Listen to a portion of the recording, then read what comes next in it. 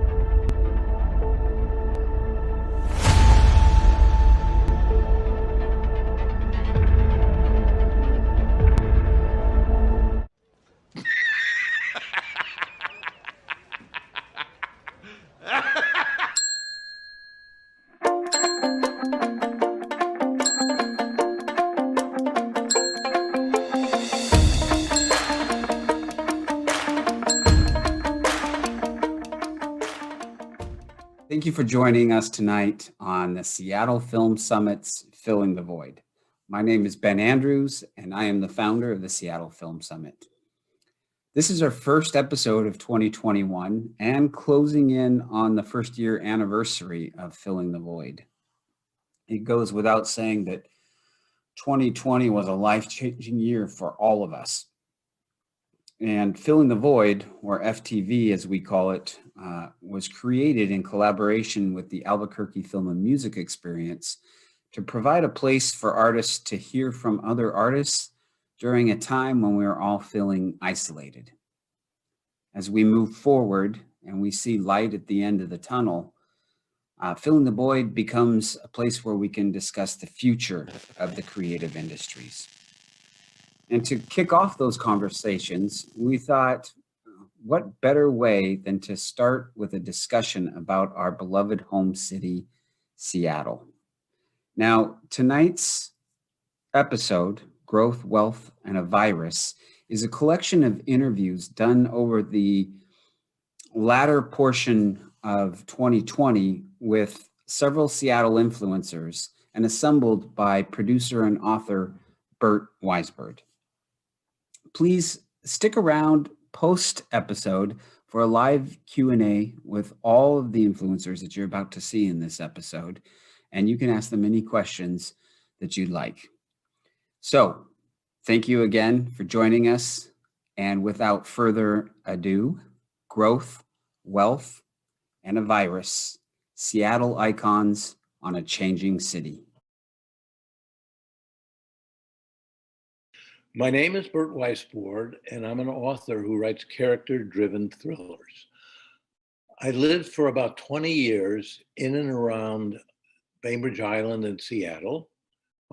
Before that, I produced movies in Hollywood. I produced Ghost Story with Fred Astaire and Melvyn Douglas, and Raggedy Man with Sissy Spacek and Sam Shepard.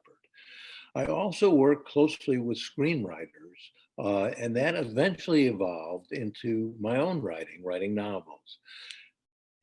After I moved to Seattle, I started setting those novels in and around Seattle, and that's what I'm doing now. My name is Brendan Kiley. I'm a reporter living in Seattle, Washington. I was actually born on Kodiak Island, Alaska, moved around a lot, but have lived in Seattle since about 2002 steadily. And I've been working in newspapers pretty much all my adult life, from working on the college paper, to which I devoted probably more attention than my classes. Worked for over a decade at The Stranger, which is a weekly newspaper here in Seattle. And in the past, I think for about 4.5 years, I've been working at the Seattle Times, writing some arts and culture stuff, some travel stuff, and some news reporting as well. And I've been working with Burt for maybe around 15 years. I know we were trying to calculate it not that long ago. And mostly as a research assistant for the novels that he writes. Sometimes I will try to find out possible scenarios or criminal backgrounds for characters, or tricky ways of laundering money, just whatever assistance I can provide to help him think through some of the characters and the plots and the developments of his novels. I've been privileged to work with Brendan for about 15 years. He's done research for me, and he's helped me just in discussing and talking about a lot of the issues that come up around the books. And he's been invaluable, and we've done a lot of in-depth research that has led me to go in directions I don't think I ever would have thought of without his help. So when we began talking about the recently finished, the new release, Danger in Plain Sight, we sort of, at first we thought we'd just do what we normally do, which is, I go to Seattle, I do readings at bookstores, we do a dinner at a restaurant, I talk about the books, I'd sign books. And of course, with COVID, we couldn't do any of this. And we then got to be thinking about, could he do an interview with me about writing in Seattle? And as we talked about that, I said, the next book will be in Seattle, but I don't know what Seattle's going to look like. I don't know 30 months from now, 3 months from now, or even, or certainly more than that, what is the landscape for Seattle going to be? What will stay? What, will restaurants disappear? Will the way of life change? And that got us to thinking about how that's an interesting question. And maybe we could talk to some experts about what they think is going to happen to Seattle in the coming years.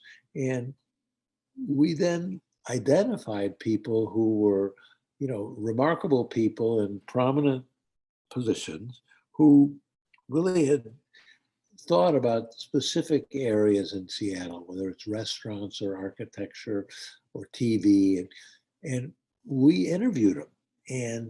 And I think what we found was really quite interesting.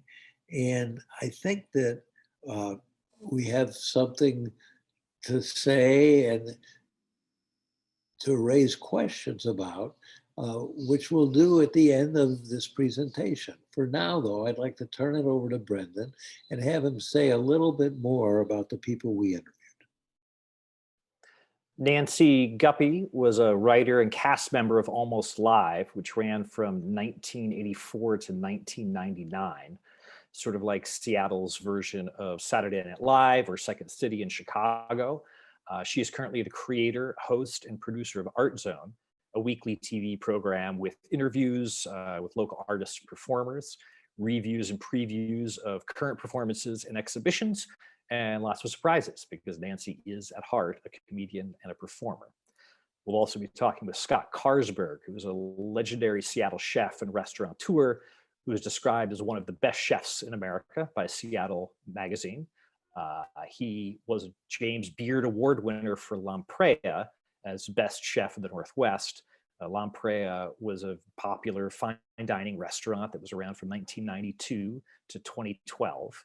And then he opened Bisato in Pioneer Square, another excellent fine dining restaurant. Critics have called Lampreia a castle of gastronomy.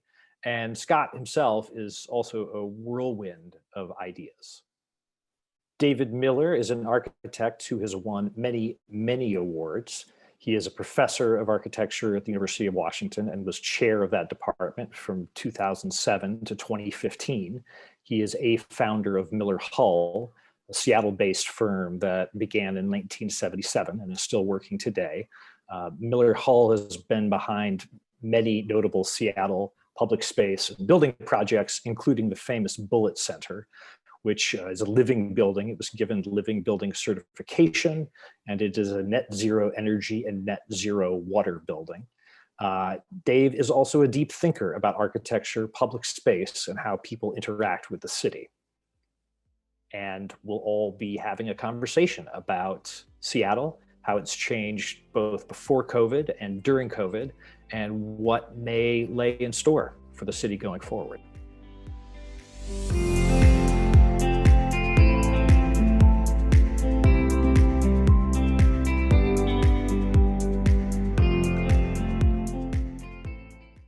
I've lived in Seattle, in and around Seattle, both also on Bainbridge Island, for 20 years. And I've always found it a very special place.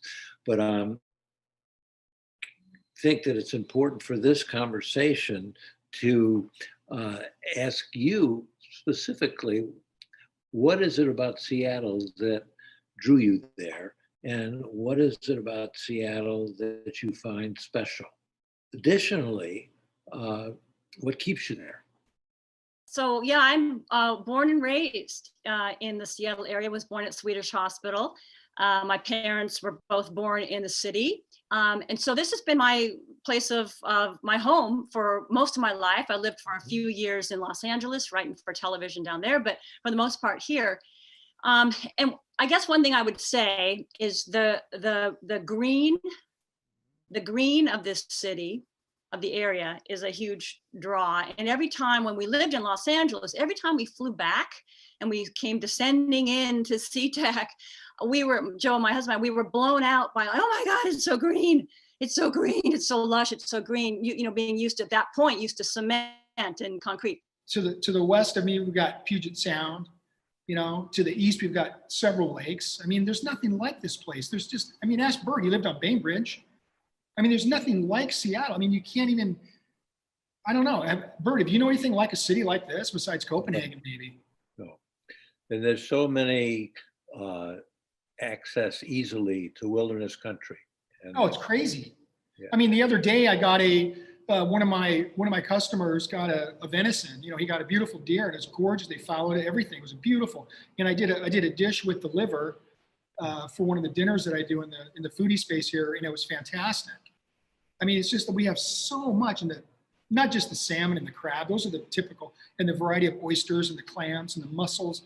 There's just so many other things here that are just like, I mean, it's phenomenal. When I was a kid, I mean, I played soccer, but I was in Boy Scouts. And so I climbed all the peaks, all of them. Mount Adams, St. Helens Before It Blew. We did all the Cascade Crest Trails, Mount Rainier. I'm an Eagle Scout. And so that was really popular. We had, 80 kids in our troop. I mean, that's right. I mean, we just were so busy every weekend. There was no time to, I mean, I got in trouble, but I didn't get in the kind of, I didn't take so when you talk about growth in a city like Seattle, I mean, those days you could ride your bike all the way down to Harbor Island and there was no traffic. I mean, now things happen within a 6-year period or 7-year period. The development of the city, I mean, I don't even recognize it sometimes. This is a world city now. We have world companies. It's on the map. I mean, on my Instagram account, I got, I don't know how many followers, a lot. and they all are from all over the world, and they all know Seattle. This architect, Matteo Toon, he does these really beautiful kind of, ecological, like hotels and things like that. This morning, he sent me a note saying, "Oh, I love the Living Building on Madison." He's been to the Living Building in Seattle.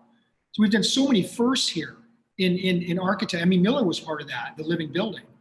So, I mean, we've done so many firsts that the potential for that is it's there. I think the unique natural beauty of Seattle certainly is a defining element of what the city is, its identity. It really is a very beautiful place with the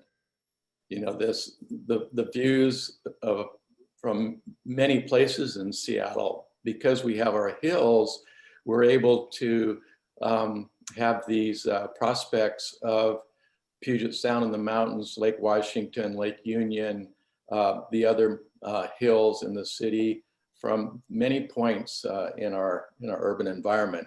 And so I grew up on the water, fishing and clam digging and just hanging out, kept me off the streets as a high school kid. But that was a very formative experience of growing up in this area on Puget Sound. So I think that, Seattle is very special because of its relationship to nature and its place in the world, along with the natural beauty is, I think, for the people, comes the love of nature and love of the natural environment. And so people that enjoy being outdoors and recreating, being in the natural world, getting up to the mountains and getting to islands and so forth. People that enjoy those experiences are attracted to Seattle. And so we have that characteristic, I think, with the people that live here. So in the past decade or so, Seattle's been undergoing all kinds of changes to do with influx of newcomers, to do with the cost of living and the price of real estate, the affordability of the city. These have all been serious debates in Seattle, as you know, and both on the popular level and on the political level. Some campaigns have been run on those issues alone. And I'm curious to you, focusing in on the past 10 years or so, before COVID began, how was Seattle changing from your perspective? Okay, so I think it's the exposure and how fast the growth has happened, especially in development. The major sector that's really made a huge impact on our population, especially in hospitality, is construction. I think the development community and the real estate community, and how drastically things have just increased, not just in value or perceived value, but also how it's kind of so happened so quickly that the people in hospitality couldn't catch up. So in other words, economically, it doesn't make sense to pay $80 a square foot for a space for a restaurant. It doesn't make sense, but people still do it. And the people that pay for the development, it's difficult for them because they have bank loans, right? So they can't lower the price because it devalues their investment. So I mean, it's a different kind of business. So it took me a long time to understand, their exposure and their expenses and what it takes for them to survive and take such a big risk in developing a huge property. There's so many aspects about this. Like we had great, art galleries, like we were talking the other day about, like Linda Ferris and all these incredible art galleries and all these different, things that were here, design. You have guys like great photographers like Bob Peterson. He used to shoot for Life magazine. I mean, we had all these incredible people, and it was a smaller town then, right? And so then all of a sudden everything got big so quick. And then those people got diluted and got lost somewhere because nobody really knew who they were because the influx of people were from somewhere else. So the Seattle people, you see what I'm saying? They got kind of just, I don't know where they went. They just disappeared, right? there's so much here right now that is, and the wealth.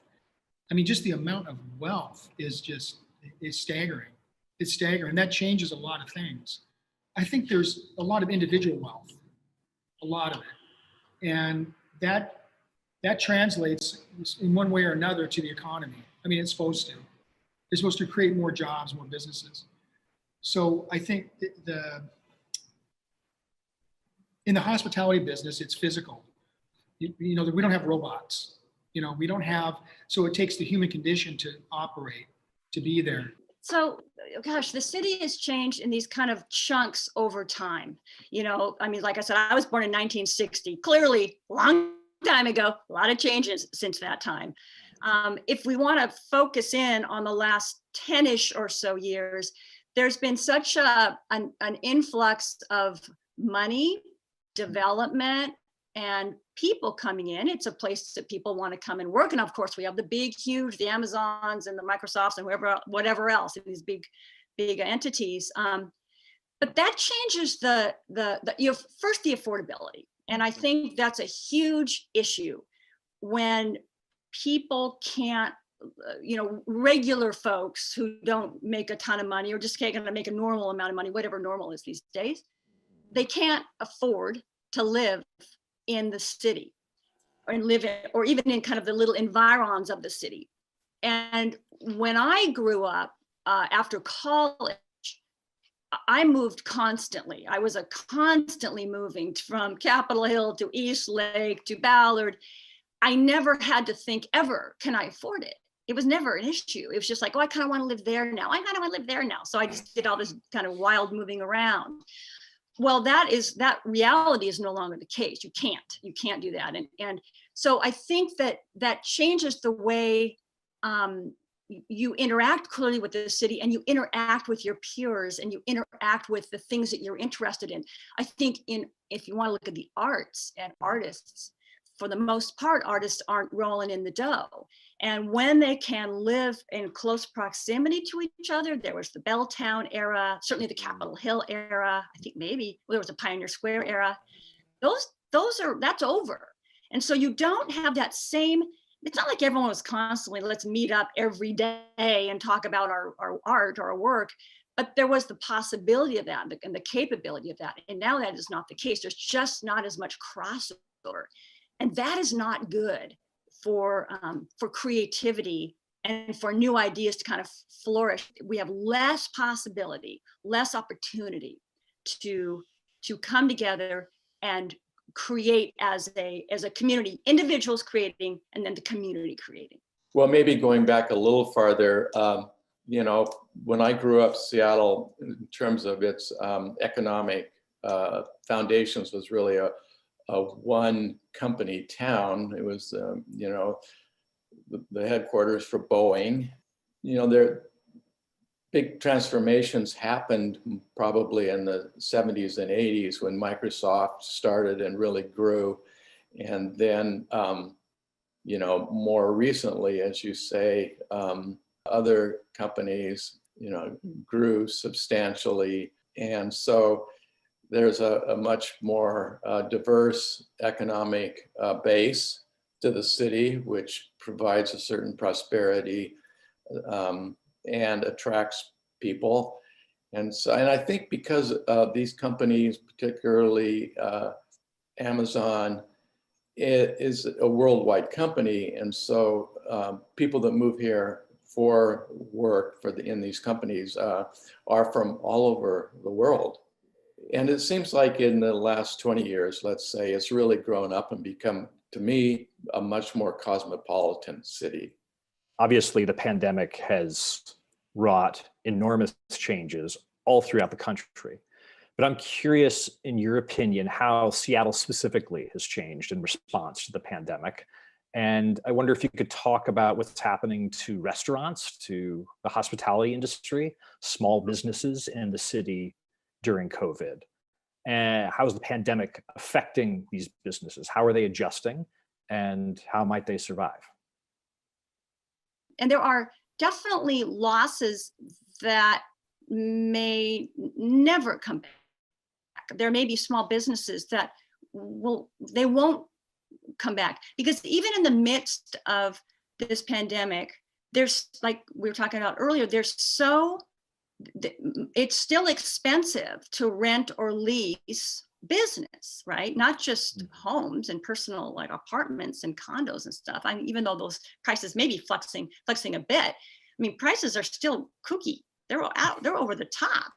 And so that piece of it, the financial piece of it, and I'm not an economist or understand that much at all, but I kind of know the basics. And if that doesn't shift, then, you know, someone with an idea about, I want to open up my, my teriyaki joint or my seafood place or whatever, they're not going to be able to afford it.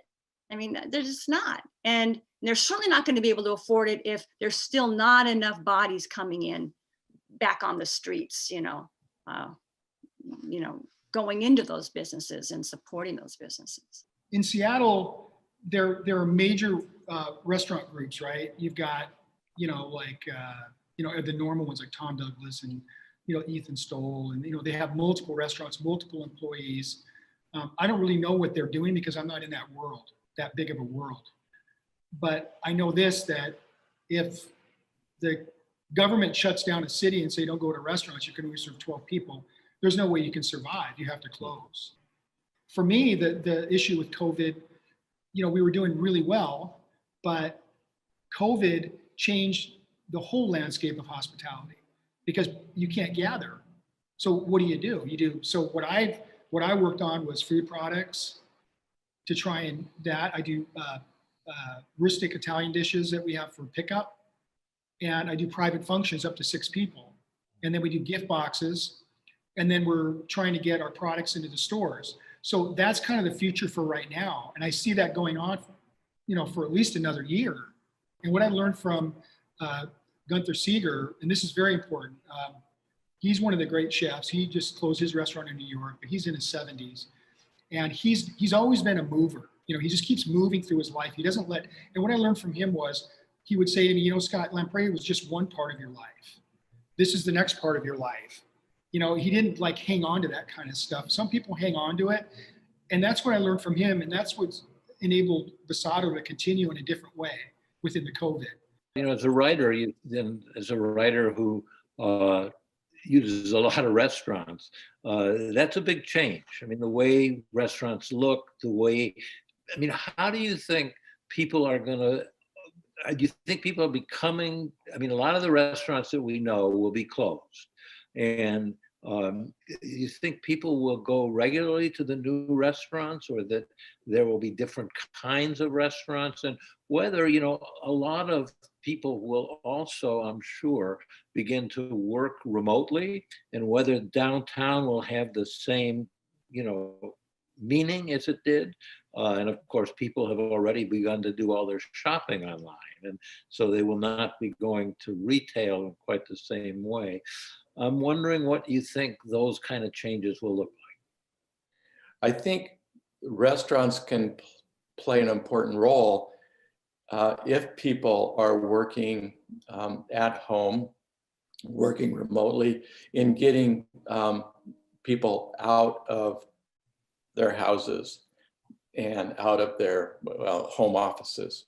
I know in a lot of cities that I've been in, I know in Venice and Malibu and some cities in LA or neighborhoods in LA, there is this active takeout where you walk up to a window, you get, food to take back to a park or to your house. So maybe restaurants could play that role a little bit more, but also just being more affordable, if that could happen, so that more people, and not just people with better incomes, higher incomes, can enjoy the restaurants. So, and I think that's part of this, bringing back like many centuries ago, the connection to the local growing and the local fish industry and so forth. We're social animals. People enjoy being around each other. I think that's one of the great things about a restaurant is being in that space with other people having fun. And there's a certain ambient noise and of community that's very, very energizing. And that is, and even just walking on the street and seeing people. And Seattle's a friendly town, just saying hi to people. So those things I think are in our, just in our being. Like I say, we're social animals. And so I really feel confident that people are going to want to be outside and go back to these businesses. During the onset of COVID, some people thought that this might serve as a kind of reset button for society, everything from how we think about essential work to whether the handshake is going to go out of fashion permanently. I'm curious how you think Seattle will be changed in a long-term sense because of the pandemic. What changes have we made during this time that will fall by the wayside, and which ones might stick? The human condition is meant to survive. I mean, we made it through the Depression. We made it through the down. I mean, in my lifetime, we've had 3 really tough economic, issues that have happened. And of course, hospitality gets hit the hardest in all of it. And so I've never given up. I don't look at it that way. So you get disheartened at times, but the next 5 years for Seattle in hospitality, I think is a huge opportunity for quality. I mean, you can see it, these young chefs, the ones, some of them that even worked for me want to do it. They want to, they want to be part of a culture change, and they want to be owners of their businesses, and they want to be chefs. And so, you don't want to make, I certainly don't. I want to promote that.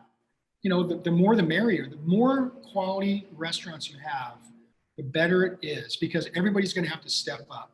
You have to step up, and they're going to do something exceptional, whether it's, I don't know anything, but you cannot give up. Once you get exposed to the business side of it, that's when the fear, okay, there's 3 things that I've noticed: fear, procrastination, and ego.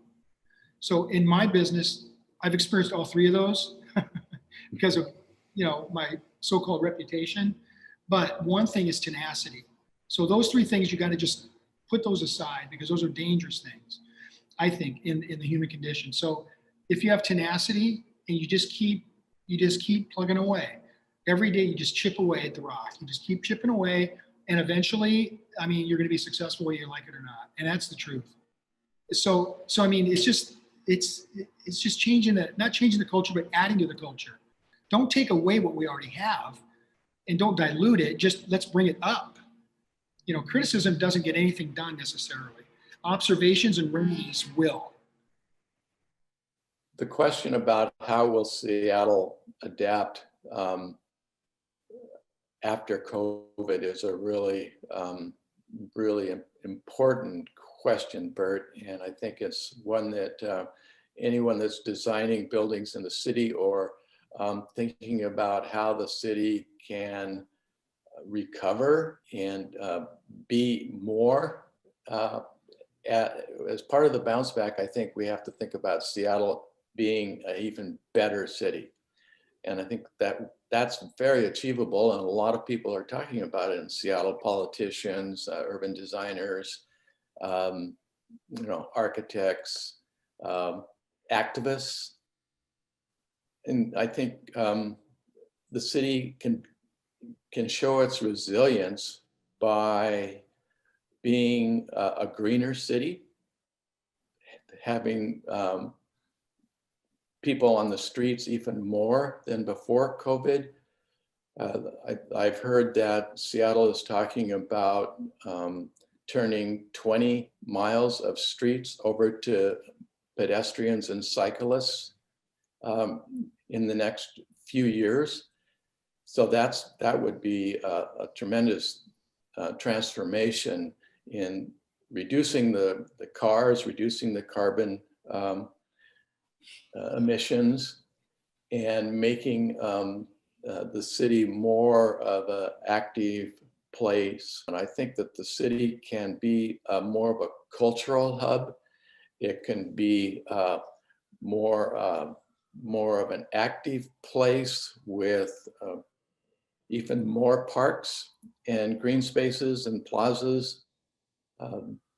And I would hope that these public spaces could be placed very strategically so that they do take advantage of what we were talking about early on, of these tremendous views and connections to the natural environment.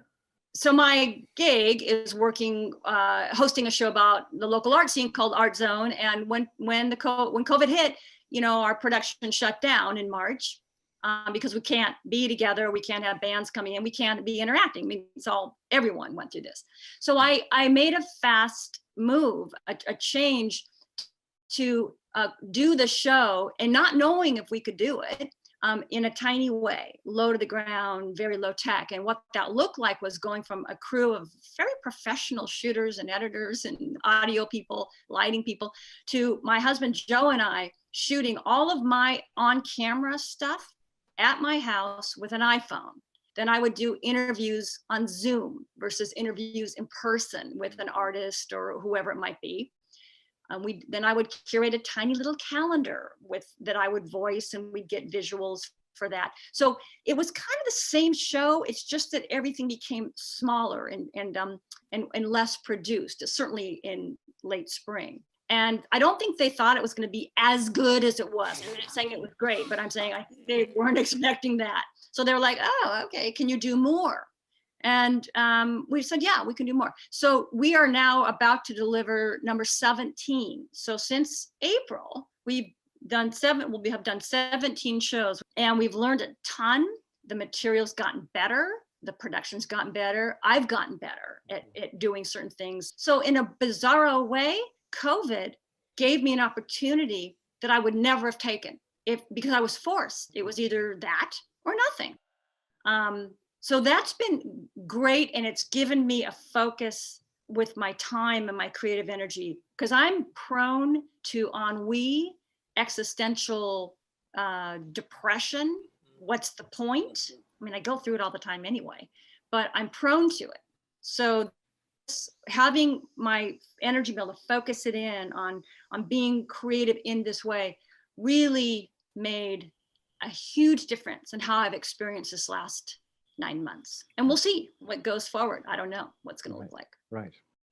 So we're talking about people coming back out into public life after COVID is over. And it sounds like you're pretty confident that's going to happen. I'm curious whether you think it's going to happen maybe to the same degree and in the same numbers. What I'm wondering is if these ways of communicating during COVID and this kind of sedentary thing that we've all adapted into has some real sticking power, and if that might siphon off some of the energy and the numbers around public life that we were seeing a decade ago.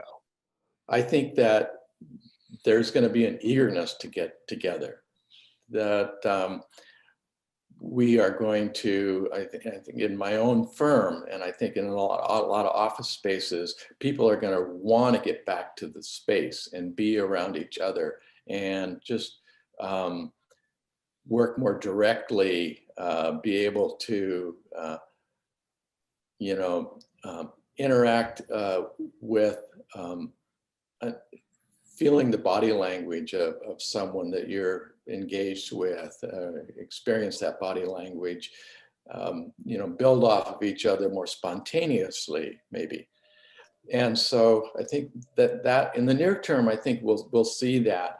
But I think in the long term, there have been some lessons that have come out of COVID, like it does work in many ways to work at home. And there's some benefits that, in terms of carbon emissions, there's been a huge reduction in carbon. So if there is a sort of maybe combination of work at home, workplace, participation, more of a hybrid model in the future, that the benefits could be pretty substantial in terms of climate change. So I think there's some exciting things that could develop really in the near term. But it will take some political leadership and willpower with the powers of government to make these things happen. And I think that it's difficult for people, you know, and especially in hospitality, to survive and make a living, and then pivot their businesses during COVID. And it's very challenging. And I like challenges. So I think I'm more fearless that way. I don't just sit there with my head in the sand. My uncle would say, you know, Scott, the cars are going to drive by you in life. You got to keep moving. And that's how, you know, I've always just kept trying and moving. And I never looked at anything it's a learning experience, but I've had really good mentors and supporters, for people like Burt and, you know, Susie Mulligan and the Merlinos. And I mean, I can go on and on. I mean, I can tell you, not just from Yannick or Gunther, I mean, there's just so many people that I can talk to. I mean, Burt called me when I was walking at Myrtle Edwards one day when this whole thing with my restaurant happened, and his ear was so important because I could tell him everything. So, I mean, I'm very fortunate and grateful for that. It's gonna siphon up. It's going to stick for a while, and who knows for how long. I mean, I thought about, like, and this is not arts, but when would I get on a bus? And I take the bus a lot. I don't know when I'd get on the bus again. When am I going to want to be close side by side? I don't know.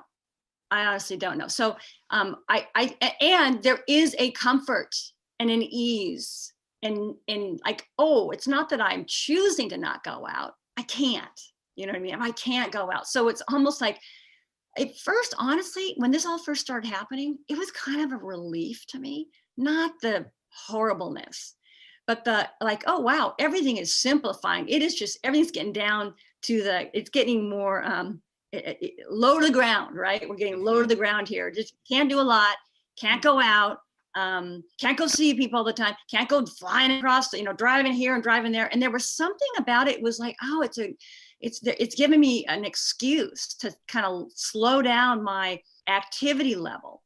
And I really liked it. And I was also continuing to do work that meant something to me. So I was engaged. It wasn't like I went from, you know, active and then I have nothing to do and no work to do. So that was helpful, having work to do. But I liked being kind of stuck at home. It's changed. I don't feel quite that same way now, but I'm kind of used to it. And I do wonder about the kind of effort it's going to take, just speaking for myself, to get myself up and out the door, purely on a get my butt out the door, not like, oh, I'm worried I'm gonna get exposed to COVID. More about just like making the effort, which really goes back to that contract of we need to get out there and support what we believe in. You know, whatever people have been doing during this time, where they've kind of gotten a sense of satisfaction or like a new way of doing it that they realized they never had thought of before, and they kind of like it. So maybe that will be kind of incorporated more into let's say a live performance. But I don't think you can, there's nothing like a live performance. There's nothing like a live interaction. So yeah, I honestly, Brendan, who knows? I think there will be little vestiges that will stick. Brendan, we started this a long time ago, thinking about this and talking about it. And I've really been interested in what we learn from talking to all of these very articulate and thoughtful people about what they thought Seattle was going to be like in the future. And I do think that as difficult as it was, and it was horrible for all of us, the experience of COVID, which isn't over yet, but I also was pleased to find that almost everyone had things to say about how the city and the culture and the climate could be improved because of what had happened, and things that people learned to do to adjust to it that they wanted to continue doing in some way or form. I mean, let's take, for example, Dave Miller, who talks about how streets will be shut down for sidewalk for pedestrians and cyclists. And that, you know, that's a proposal that's being considered in Seattle right now. And wouldn't that be great? I mean, that is very different than, you know, a lot of city traffic. I mean, he also talked about climate change, about how there's fewer people driving, and that there's less pollution, and that, you know, you can see better around you, and a lot of the wonderful views. And Brendan, why don't you jump in? Because I think that you picked up a lot of responded to a lot of the same things I did. I did, you know, and in both of those cases, in the case of Seattle, the city opening up more streets to pedestrians and cyclists and closing it off to cars, also in terms of there being lower emissions because people weren't driving as much. I mean, those are both cases in which there are things that people had talked about before and taken some incremental steps toward before, but there had always been a sense of, well, we can't go too fast. That's not feasible to do right away. But COVID in a lot of ways forced people's hands, both on an individual level and on a larger governmental policy level, and it helped us see that it is possible to do things rapidly for the better. And I hope that that's a lesson that we can take, all of us can take moving forward. And I think too that there was new techniques that everybody learned to do and try out. I mean, Nancy talked about how she changed her show, how she was able to sort of stay low to the ground and, you know, go out with her husband and their iPhone and record her. She recorded 17 shows that way. And it means that she can get to do things that she couldn't do with a crew of 20 people and all the assistants and technology people that were associated with that. And also she talks about liking being at home. And that's something I think a lot of us had experienced. Yeah, I think the COVID experience in general has maybe shifted people's focus a little bit and made them think about what's possible a little differently. I mean, some other things that aren't perhaps COVID specific, but COVID adjacent along those lines are, you know, covering the summer Black Lives Matter protests here in Seattle. Many people commented on the fact that so many people turned out in support, and specifically so many white people, and people had theories as to why that was. And one of the really strong ones was that because COVID had changed the shape of people's days, their workaday lives, that they were able to, and in some cases forced to, pay more attention to some really pressing issues and couldn't distract themselves in the same way that they had before. Another change out of COVID was a real focus from policymakers on disaggregating data by race, because as we know, COVID effects have hit Black and brown communities a lot harder than white communities. And so, you know, Congress back in March was pushing the CDC to disaggregate more of their data by race so that they could see where the disease was hitting hardest, which I think has contributed to, you know, a national conversation about thinking more specifically about what kinds of effects are affecting what kind of communities and what kind of ways, to look at all that in a more granular way, which is not, you know, directly related to COVID itself, but is another one of those adjustments that has been made during this time that we could carry forward into the future, along with climate change, along with greater access, along with streets closed off to cars, all of these things in a package. I think hopefully we can learn from them and take those lessons forward into the future.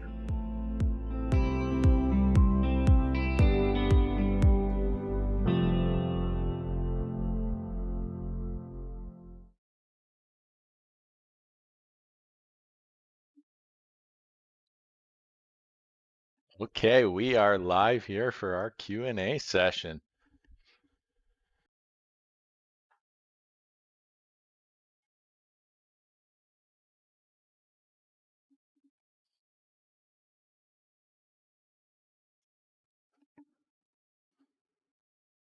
I'm going to ask you some questions, and we may have some questions from the audience as well. And Burt, feel free to jump in whenever you like if something strikes you. And next, I want to invite you all, just as I ask you questions, to maybe reflect on, you know, what we've seen today and the fact that we talked several months ago. And so, if there are things that you feel like were left out, or things that didn't follow a trajectory you expected, feel free to go ahead and address that. But I wanted to start with Nancy. Actually, you talked about your show getting more low to the ground during COVID, you and your husband shooting it using Zoom and so on. And I'm curious whether you think you're going to carry that into the future with you. And I'm curious whether you think the arts community as a whole is going to carry the lessons they have learned about doing things a little more DIY with them into a post-pandemic world. Well, so for now, yes, we are continuing in the same vein of this low to the ground thing, just Joe and I. In fact, we were out today shooting on Bainbridge, Burt, by the way. So that's going to continue in part because of COVID, clearly, because my husband Joe is vaccinated. I am not yet. And so that's one of the huge, obviously, changes, and the huge thing that's going to make a huge difference. There's also, just in terms of what I do, there's the budget issue. There is a lower budget this year because the city of Seattle, which is where Art Zone is funded through, is funded by taxes. I don't know the exact structure of that, but it makes a huge difference. The influx of money into city government is less. So the way that our show is funded, there's less money. So we will stay in this mode for a while. I would say probably, I would guess into the fall. And then we'll see the combination of budget and the combination of health and safety. In terms of like artists and arts, kind of how they're going to come back, I've been talking to a lot of places. I've been talking on the boards. I've been to talk to Act Theater. I've been talking to a lot of individual artists. And I think there's still a little bit of a murkiness around this. Like they don't really know what it's going to look like going into, certainly into the fall. And I think for organizations, it's difficult to commit to anything that they aren't pretty darn sure they can do, because they're going to lose a lot of money through marketing and paying artists to come in and sets and all that kind of a thing. So I do believe that, especially like you said, we spoke 2 months or 3 months ago. I definitely feel different now. And I definitely feel like there's a kind of a lightening up. Spring is coming, that's part of it, but a lightening up, vaccine is coming. And I think that people are going to, like both David and Scott talked about, definitely want to come back together. And it's going to happen. Exactly when that's going to happen, I don't know. But I believe there's a time where we're going to be looking very much like we did pre-pandemic. I don't think that's a question, at least to my mind. Great. Thank you. And David, we have a question from the audience that dovetails a little bit with a question I was going to ask you anyway. And I was going to ask about how there is this tension between people wanting to get together again post-COVID. You talked about people wanting to get together, especially in the workplace, and you share ideas and read each other's body language and that kind of thing. So we have that on one hand. On the other hand, we are all aware of the carbon benefits of staying put. And I was curious how you thought that might play out over the next several months. And along those lines, a member of the audience asked, traffic has been great because of no people commuting to work.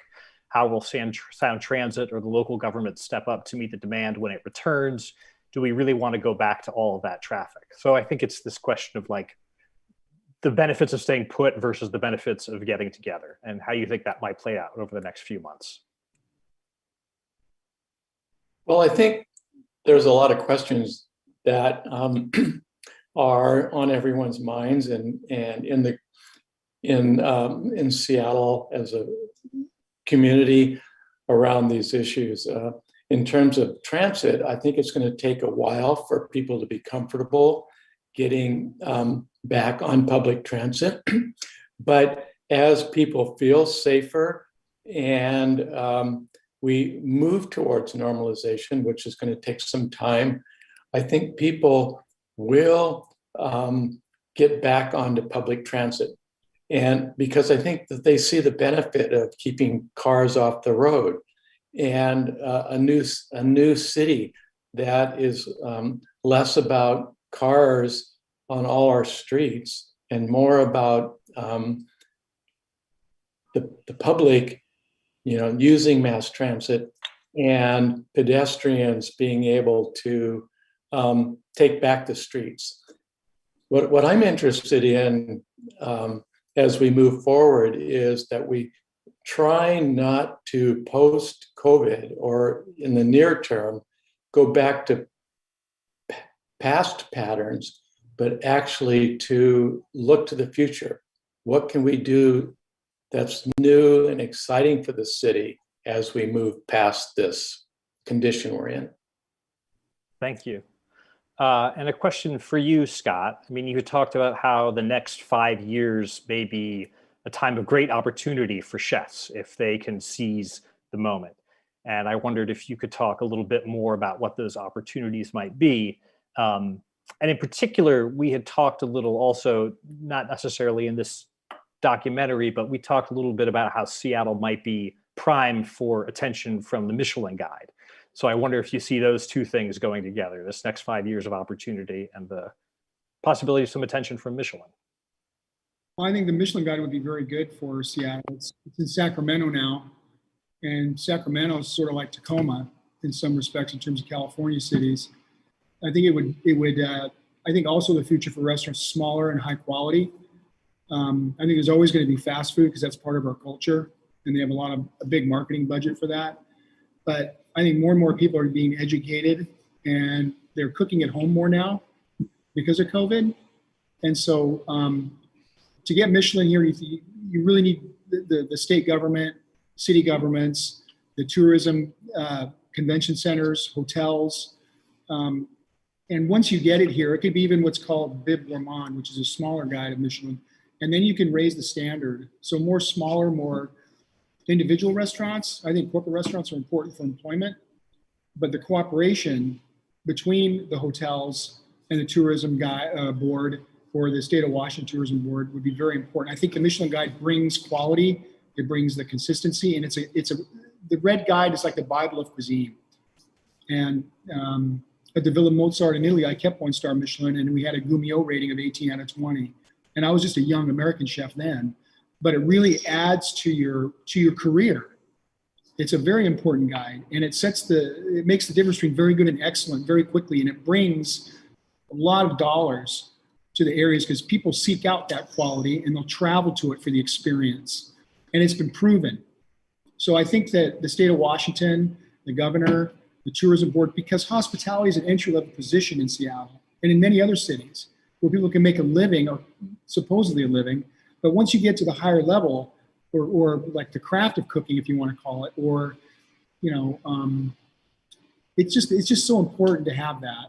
It sets you apart in many ways, but also it brings quality to the area. And I think architects are important in that with design. I mean, design concern is so important in hospitality. A nice chair, different atmospheres. Whether it's a vegetable-driven restaurant. I mean, there's 3-star Michelin restaurants now in the world that do just vegetables, and they're self-sustainable. So it's moving so quickly in other countries, and I think that we could get there. I mean, we're in New York, Michelin. It's in L.A., like I say, Sacramento, San Francisco. I mean, we're not far from Sacramento. So I just think it's going to take some politicians to invest in it and get the inspectors here. And that'll really make a big difference, I think, in the quality. And it'll happen quickly. Okay. And a bit of a follow-up question to that, and one from the audience. Talking about restaurants, the questioner asked, what can we do to support them? And is Uber Eats the new normal, or will there be a more affordable way for new places to open back up? Well, again, it goes back to your fixed costs. I mean, rent, labor, taxes, insurance. Margins are very low. You have to charge quite a bit or a premium to get the people in the seats. It's probably the lowest margin of any business in the world is restaurants, because there's so many things in taxes you have to pay, whether it's street use or signage. The upfront costs are huge. But still people will open restaurants and they want to go and have a drink.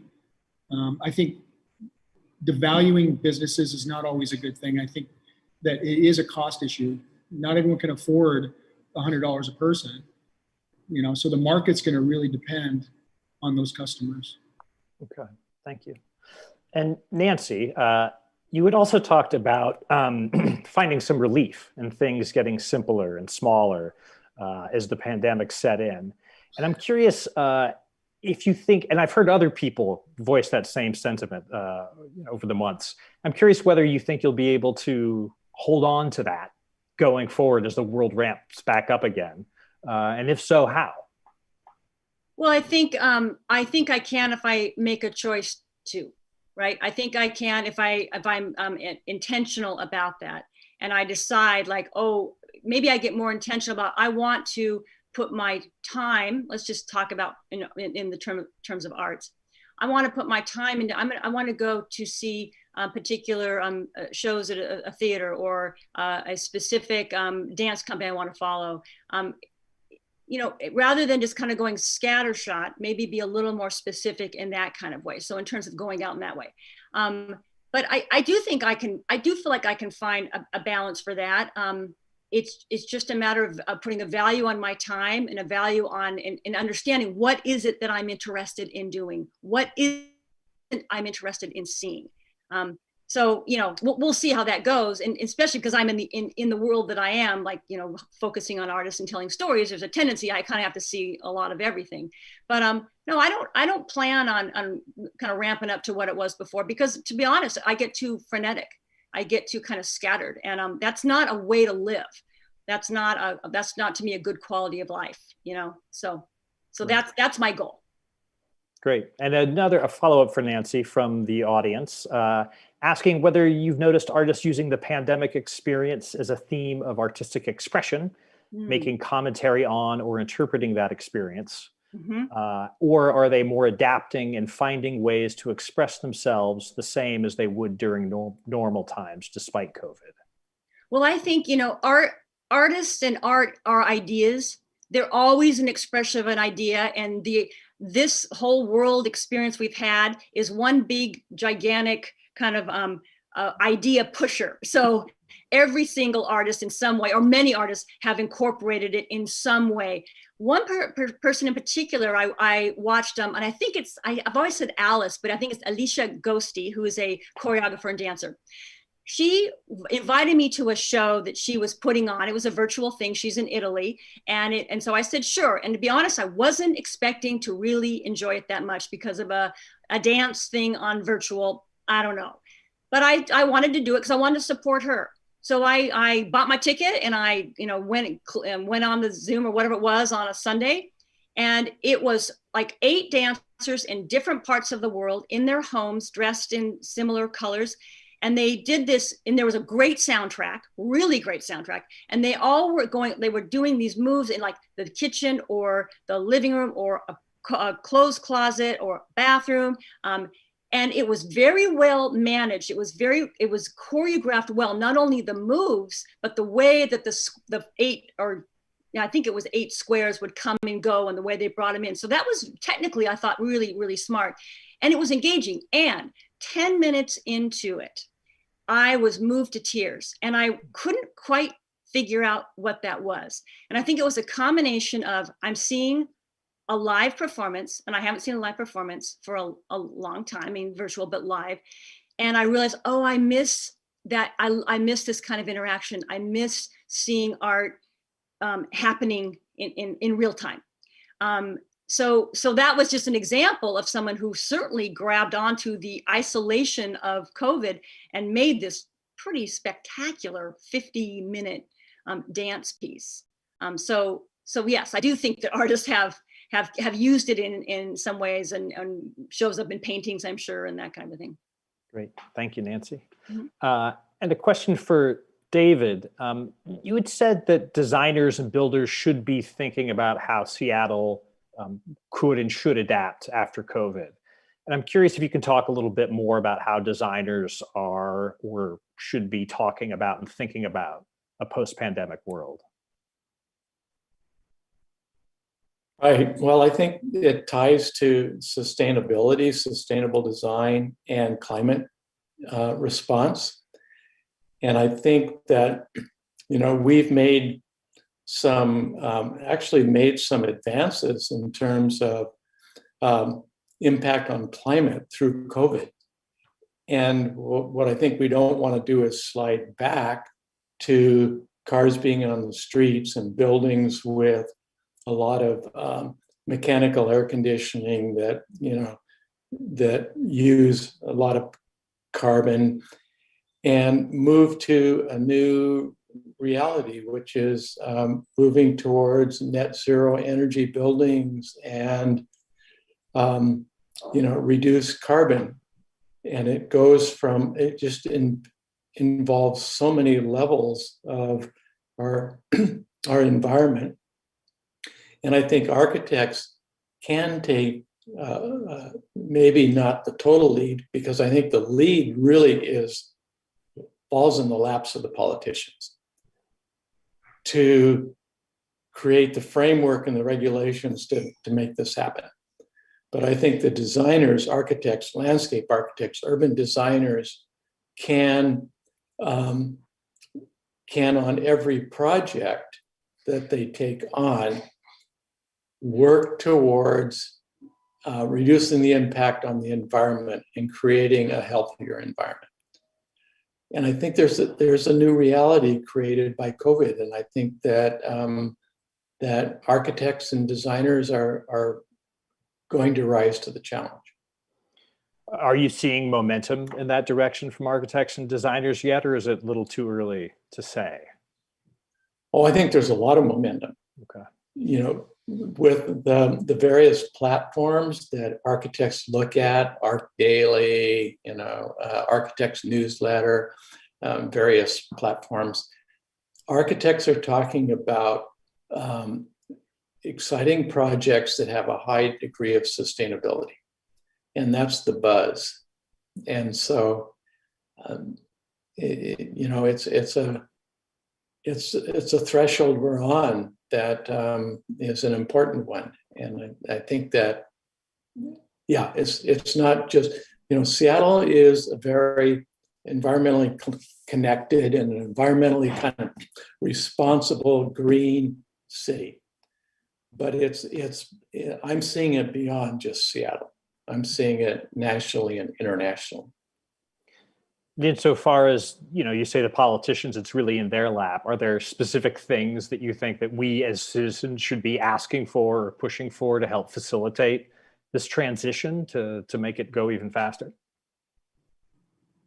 We're going to have a new mayor soon.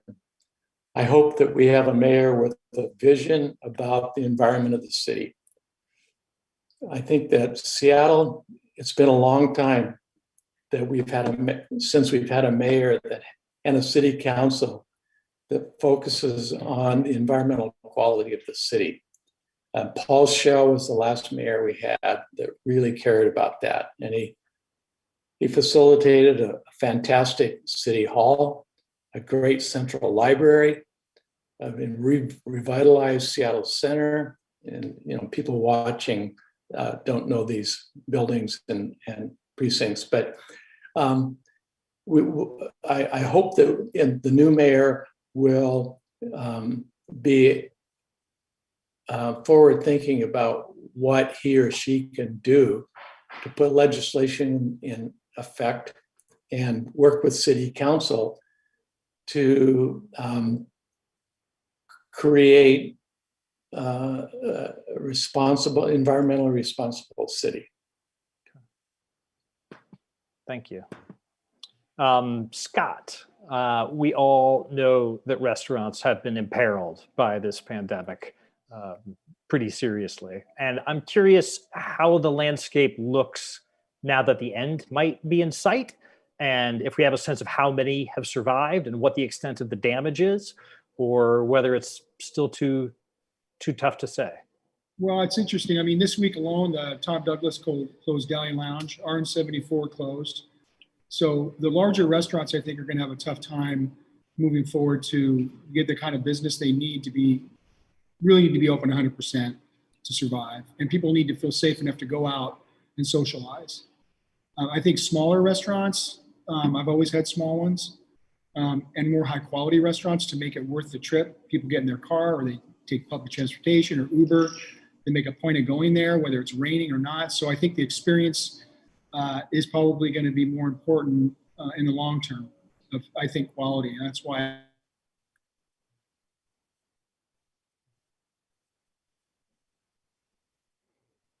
experience. I wonder if you could repeat that last part there. You froze up for a moment. Oh, I'm sorry.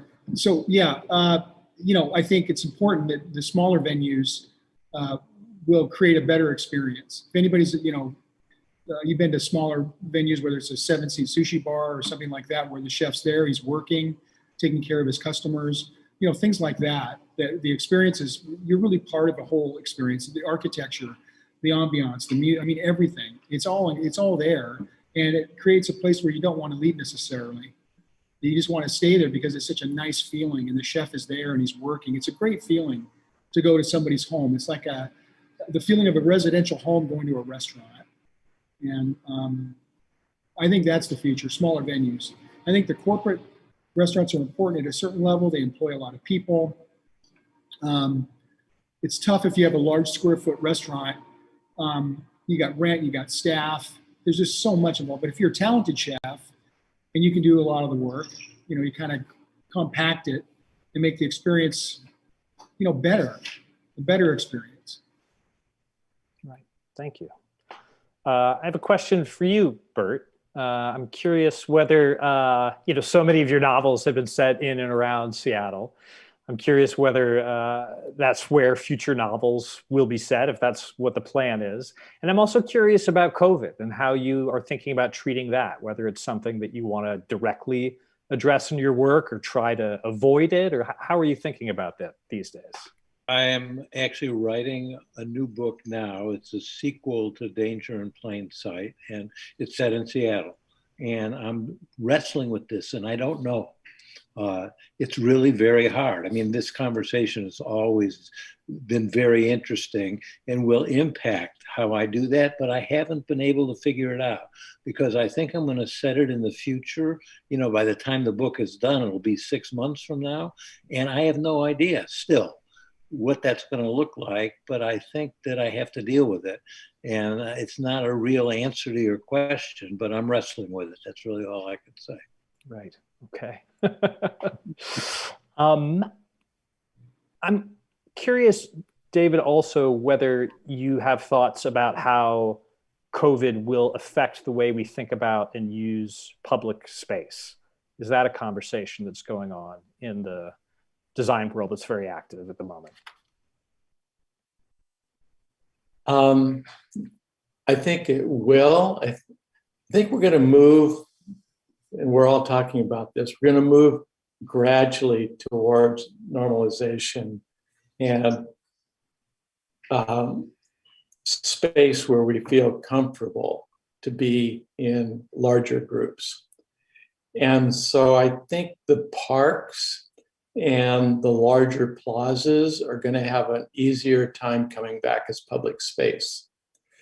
The Pike Place Market, because there's so much terrace space and outdoor space, promenade space, I think it is an example of a place that can come back and be,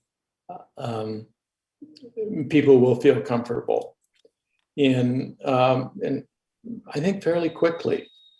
But it's the smaller street end parks, the smaller plazas in front of buildings, and interior spaces, interior spaces in the market or in community centers and so forth, public libraries.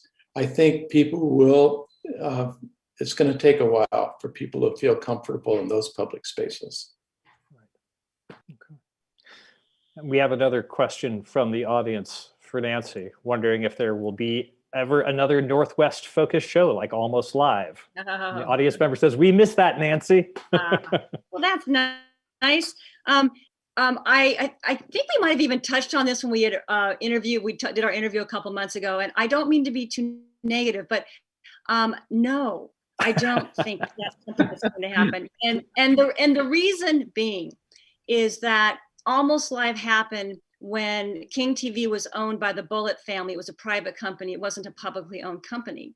So they can make these programming choices that weren't dependent on stockholders getting their, the stock price being what they want it to be. So now the big, in terms of just like the commercial stations, they are all owned by big corporations, and they're not locally based. And so they're not really focused and driven to do local programming.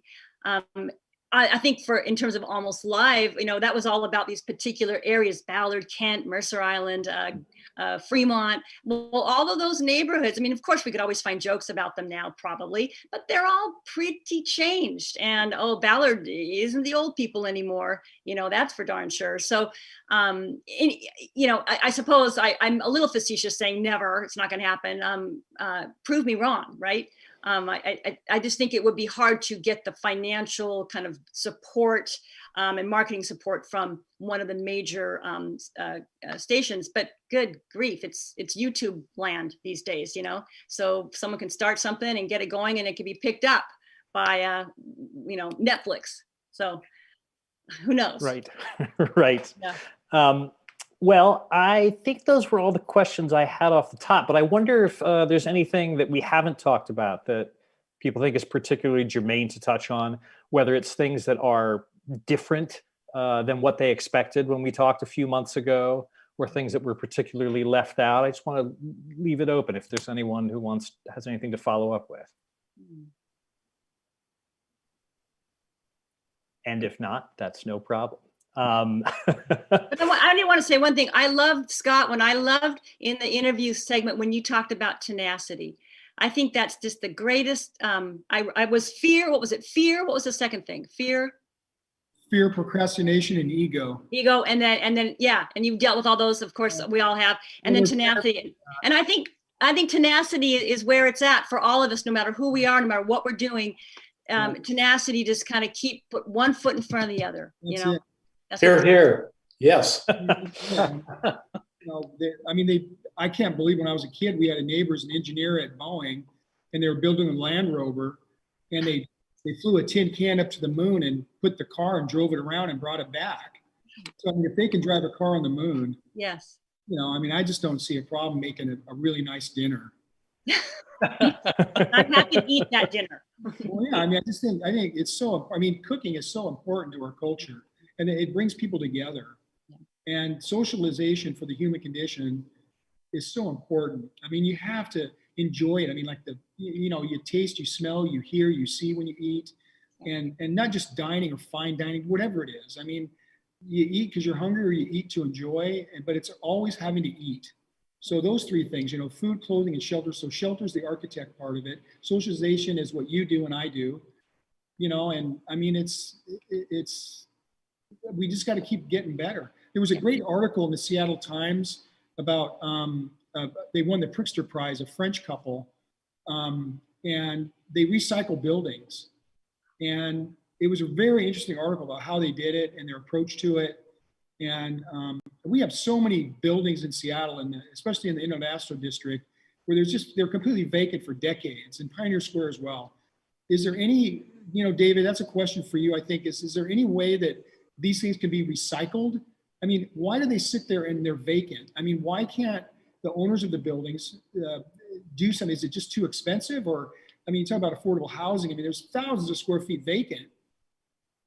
Yeah, it is very expensive to rehab these buildings and do adaptive reuse, because you want to use them in different ways, right? You don't want to bring them back to what they were in the past. And so, but the Seattle is committed to what you're talking about, Scott. Saving our existing stock and doing what we can on a project basis to reinvent it and restore it and bring it back. And we need to do more. The firm that won the Pritzker Prize, they've been ignored too long. They're amazing. Yeah, they were amazing. And their philosophy is that on every project, every site, they never tear down a building. Right. It's very inspiring what they're doing. It's humane. The whole thing is humane. Yeah. I don't know. I just when I read the article, and I never really heard them. They're kind of obscure out there a little bit. Yeah. They're in those like Saint Denis area, and they're just. I was just fascinated by the article about how you can recycle. It's like the building we were in Pioneer Square. Ilsa Jones. I don't know if you know Ilsa, but she is also an architect, Jones and Jones, and so she was my, the landlord in that building, and she has done a great job with the buildings down there. Absolutely. Anyway, those are my thoughts. I love architecture, and I think it's a big part of restaurants and design and culture. I mean, it's just, I love architects. If I wasn't a chef, I think I'd be maybe just some kind of designer. I'm frustrated. And I love my work, by the way. Go Scott. Go Scott.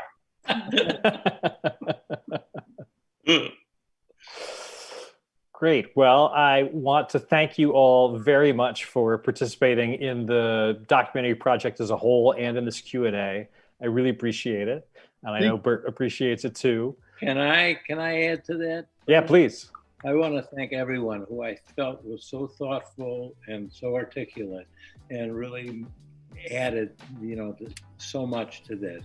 I also want to thank Jade Jenga, who did the filming and the editing, and I think she did a wonderful job. And I also want to thank the Seattle Film Festival for their support and their generosity.